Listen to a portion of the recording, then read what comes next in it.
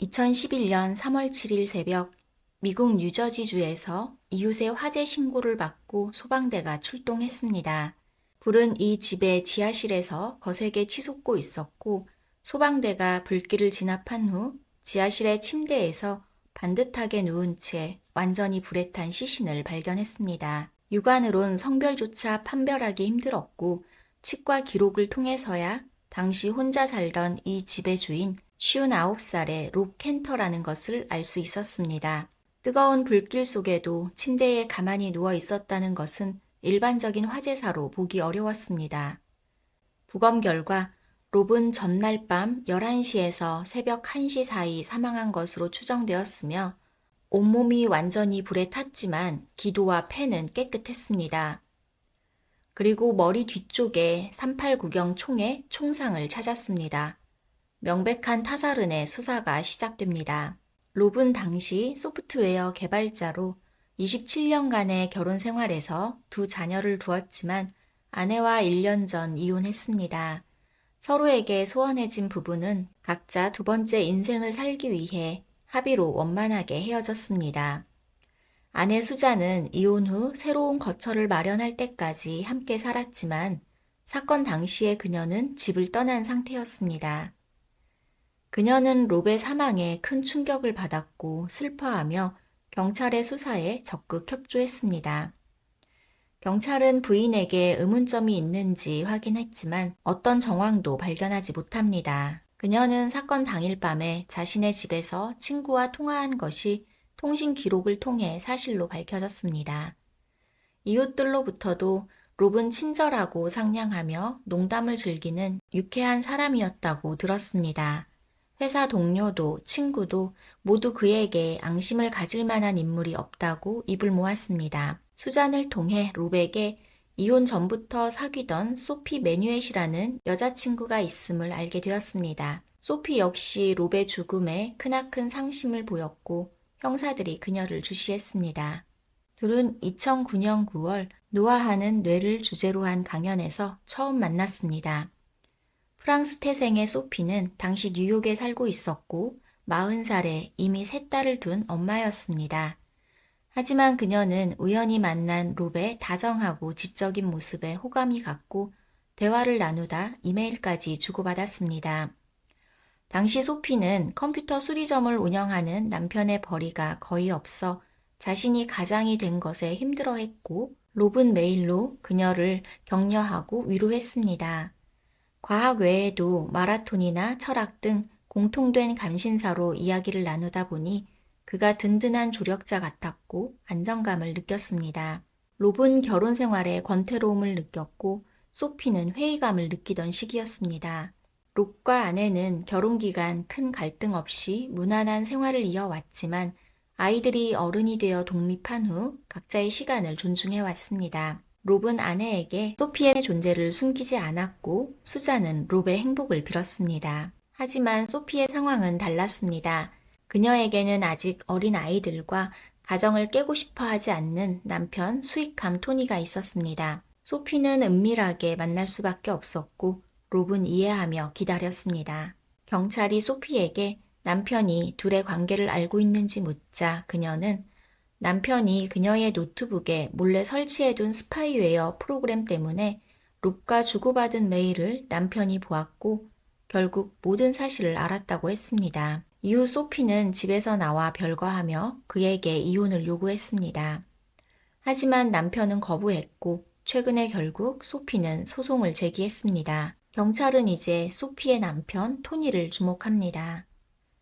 49살의 토니는 홍콩 출신이었지만 9살부터 미국에 살았고 소피가 학위를 위해 미국에 왔을 때 둘은 우연히 만나 연인 사이로 이후 딸을 3명이나 둔 부부로 발전했습니다. 그는 4년 전 막내딸이 태어나면서 직장 생활하면서 모아둔 돈을 컴퓨터 수리 매장 사업에 쏟아부었지만 수익이 너무 저조했습니다. 집안 경제에 도움이 못 되자 아내의 불평이 늘어났고 부부 사이는 좋지 못했습니다. 그는 진술에서 아내의 불륜 사실을 알고 있고 상대방이 누군지도 알고 있다고 털어놨습니다. 아내는 그 사실을 들킨 후 집을 나가 줄곧 이혼을 요구해 왔지만 가정이 박살나는 건 용납할 수 없었습니다. 토니는 결국 롭을 찾아가 제발 가정을 깨지 말아달라며 부탁했고 이후에도 2번은 더 찾아가 호소했다고 했습니다. 하지만 롭은 헤어진다는 확답을 주지 않았습니다. 며칠 전 결국 이혼 소송장을 받은 토니는 1년이나 잡히지 않는 소피의 마음에 체념하기로 했다고 진술했습니다. 최근엔 롭을 찾아간 적이 없다고 말합니다. 그는 3월 6일 밤 9시부터는 설거지를 하고 PC를 하며 시간을 보내다가 새벽 1시경 맥주를 사러 나간 것 외에는 아파트를 나선 적이 없다고 진술했습니다. 롭의 절친이었던 한 남자는 토니에 대해 들어서 알고 있다고 말했습니다. 그는 1년 전 처음으로 롭의 입에서 토니라는 이름을 들었고 롭이 불륜 관계를 맺고 있다는 사실도 알았습니다. 롭은 불륜 사실을 털어놓으며 소피의 남편 토니가 안쓰럽다고 했습니다. 처음 토니가 집으로 찾아온 날 처음엔 매우 화를 냈지만 이야기를 나누며 그는 점점 진정됐다고 합니다. 롭은 사람을 잘 다룰 줄 알았고 토니는 3시간 동안 그의 집에 머물며 음료를 마시고 이야기를 나눴다고 합니다. 기억에 남는 것은 토니가 집요하게 소피가 오면 어디에 머무는지를 물었고 롭은 지하실의 침실로 그를 안내하자 버럭 화를 냈다는 것입니다. 지하실은 마치 감옥 같다며 호텔에라도 데려갈 순 없었냐고 따졌다는 것입니다. 토니는 나중에 집을 떠날 때 롭에게 소피와 헤어져 달라고 부탁했지만 롭은 그 말엔 지금은 대답할 수가 없다라고 말했다고 합니다. 그러면서 토니가 받을 상처를 안쓰럽게 여기며 그를 좋은 사람이라고 이야기했습니다. 아마 소피가 사이에 끼지 않았다면 친구 사이가 됐을 거라며 남자에게 이야기했다고 합니다. 경찰은 계속해서 롭의 주변을 조사하는 한편 토니에 대한 의심을 거두지 않고 그의 동선을 확인했습니다. 토니의 사건 당일 주장과 달리 아파트에 찍힌 CCTV 영상은 다른 말을 하고 있었습니다. 3월 6일의 카메라에는 토니가 9시가 아닌 밤 10시 직후 차를 타고 집에 도착했고 약 20분 후 가방을 들고 다시 아파트에서 나오는 모습이 찍혔습니다. 그는 차에서 몇 분간 머물다가 길 모퉁이로 걸어가 어둠 속으로 사라졌습니다. 하지만 이후 CCTV의 문제로 3월 7일 토니의 모습은 보이지 않았습니다.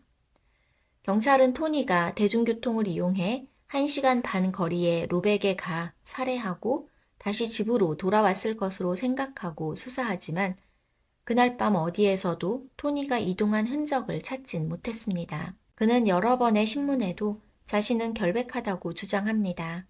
처음 진술했던 알리바이는 그저 날짜를 헷갈렸던 것뿐이고 사건 당일 밤에 아파트에서 나온 건 산책을 했던 것뿐이라고 말합니다. 아쉽게도 CCTV의 문제로 더 이상 그를 추궁할 수는 없었습니다. 토니와 소피의 큰딸은 경찰과의 대화에서 3월 6일 저녁에 아빠와 나눴던 이야기를 진술했습니다. 그날 낮에 소피와 함께 롭을 만나고 돌아온 딸은 하루를 어떻게 보냈는지 묻는 아버지 토니의 질문에 엄마 친구인 아저씨를 만났다고 대답했습니다. 아버지가 화를 내는 모습은 보이지 않았다고 했습니다. 롭의 집 주변은 CCTV가 없었고 사건 당일 수상한 인물을 목격했다는 사람도 없었으며 집에선 토니의 지문이나 DNA 또한 나오지 않아 수사는 더뎠지만 사건 발생 14개월이 지난 2012년 5월에 토니를 체포합니다. 통신 수사를 통해 토니의 계정에 접속한 경찰은 그의 이메일 보관함에서 친구와 주고받은 내용을 확인했습니다. 토니는 사건 발생 4개월 전에 텍사스에 사는 친구에게 389경의 탄창을 보내달라고 메일을 보냈습니다. 당시 롭이 살해된 데 사용된 것과 같은 총기인 389경이었기에 경찰은 즉시 친구에게 연락해 사실을 확인하지만 그는 토니에게 요청받은 적은 있지만 탄창을 보내진 않았다고 진술했습니다. 또한 사건이 발생한 3월 7일 아침에 그의 PC에서 2기가가량의 데이터가 지워진 것으로 확인되었고 이는 아내의 노트북에 설치되었던 동일한 용량의 스파이웨어 프로그램일 가능성이 높다고 판단했습니다. 결국 롭의 살해에 토니가 범인이라는 물적 증거는 하나도 없이 정황 증거만으로 그를 체포해 2019년 법정에 세웁니다. 살인 도구도 없고 현장에 남은 범인의 지문이나 DNA도 발견되지 않았으며 심지어 토니가 당시 그 지역에 있었다는 사실조차 입증할 수 없었습니다. 검사가 할 수 있는 것은 오직 범행 동기를 밝히는 것뿐이었습니다. 토니는 롭에게 범죄를 저지를 만큼 개인적인 분노를 가진 유일한 사람이었습니다. 토니의 전처 소피가 증인으로 소환되었습니다. 그녀는 롭과 주고받은 이메일로 불륜이 발각되어 토니와 싸울 때 그가 권총을 보여주며 너와 롭의 목숨이 위험할 것이라고 협박했다고 증언했습니다. 또한 롭이 받은 익명의 이메일에는 소피를 내버려 두지 않으면 쏴버리겠다는 협박성 이메일도 남아 있었습니다. 검사는 토니가 사건 발생 사흘 전 소피로부터 제기된 이혼 소송 소장을 받고 더는 버틸 수 없음을 느꼈다고 주장했습니다. 3월 6일 저녁 10시경 집에 들어간 그는 소피를 만나고 왔던 큰딸에게 엄마를 만나 무엇을 했는지 물었고 딸의 입에서 롭이 등장한 순간 그의 분노는 극에 치달았을 것입니다. 그는 가방에 총과 에탄올을 챙겨 롭의 집으로 향했고 늦은 밤 초인종을 눌렀습니다. 문을 열며 당황한 롭에게 총을 겨누고 그대로 지하실로 내려가게 만듭니다. 롭은 어떻게든 토니를 진정시키려 했겠지만 소피의 남편뿐만 아니라 아이들의 아버지 자리를 넘본다는 생각에 격분한 토니는 롭의 뒷머리에 그대로 총알을 발사합니다. 쓰러진 롭을 침대 위에 올려놓고 가져간 에탄올을 롭의 몸과 이불에 뿌린 후 불을 지피고 바로 현장을 빠져나왔습니다. 롭의 침실은 1층에 있었지만 과거 지하실에서 소피와 롭이 머물렀다는 사실에 그곳은 토니에게 매우 역겹고 분노를 유발하는 장소였을 것입니다. 검사가 주장한 것은 정황상 증거일 뿐이었고 토니의 변호사는 이를 강력히 어필하며 어떠한 증거도 없어 무죄를 주장합니다. 재판을 지켜보고 있던 롭의 여동생 또한 직접적인 증거가 없음에 토니가 무죄를 받을 수도 있겠다는 두려움이 컸습니다. 배심원단의 심의는 나흘째 이어졌고 롭의 가족과 친구들은 초조한 시간을 보냈습니다. 마침내 나흘 만에 배심원단은 토니에게 유죄 판결을 내렸고 판사는 1급 살인과 방화, 시신훼손 등의 혐의로 종신형을 선고합니다. 하지만 토니와 변호사는 즉각 항소심을 신청했고 이는 받아들여졌습니다. 팬데믹으로 인해 재판이 무기한 연기되면서 2023년에야 열린 항소심에서 배심원단은 3시간도 채 안 되어 유죄 판결을 내리고 1심의 종신형이 그대로 유지되었습니다. 토니는 판결이 확정된 이후 기자와의 인터뷰에서 그제서야 롭과 유가족에게 미안하다는 말을 했습니다.